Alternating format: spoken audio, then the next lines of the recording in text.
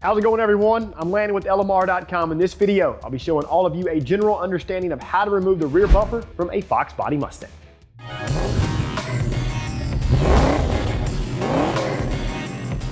First things first, if you appreciate our free tech videos, please give this one a thumbs up. Subscribe to our YouTube channel for more great Fox content and turn on notifications. That way you're notified every time we release something new. All right, removing the rear bumper from a Fox Mustang is needed for a few different reasons. These include servicing the rear crash bar, replacing the existing bumper for another one, or really anything you can't get to with the bumper attached to the car. The removal process is going to be shown on our 1990 Mustang GT that we call two-tone, well, for obvious reasons. So these steps will be verbatim for 1987 to 1993 GT owners. Now for the other various trim levels that were available during the 1979 to 1993 Fox Mustang era, this process is dang near identical for you guys as well, with just a few small differences that you'll see whenever you remove your rear bumper. These small differences for the other models are going to be located underneath the car, where you'll find isolated bolts and push pins. So to start, you may find it beneficial to support the rear of the car with jack stands or the entire thing with a lift.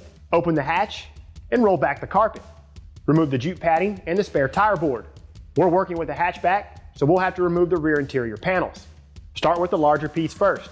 Loosen and remove all of the Phillips head screws.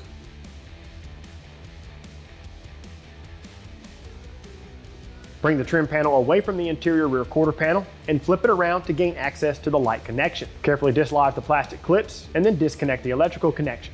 You can go ahead and set this panel aside. Loosen and remove the Phillips head screws on the smaller trim panel and then go ahead and remove it from the car.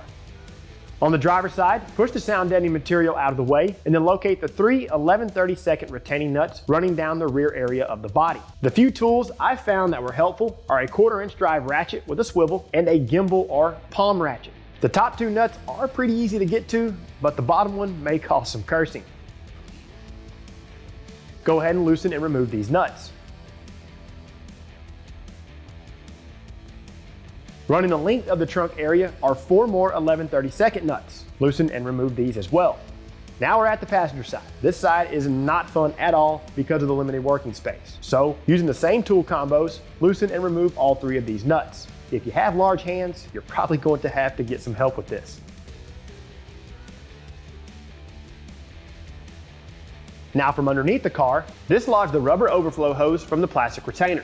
The retainer on this car is missing. GT models will have to loosen and remove the 4 11/32 nuts securing the rear bumper to the quarter panel molding. There are 2 of these nuts per side. Also on GT models, there are a total of 6 push pins securing the bottom of the bumper to the lower reinforcements. You want to dislodge these with a trim removal tool.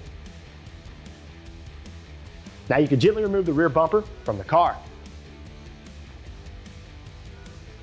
To reinstall the bumper, you'll simply reverse these steps.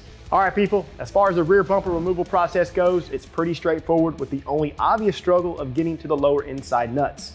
Other than that, you should have it off and back on in no time at all. We're going to sign off for the day, so we'll catch you in the next one.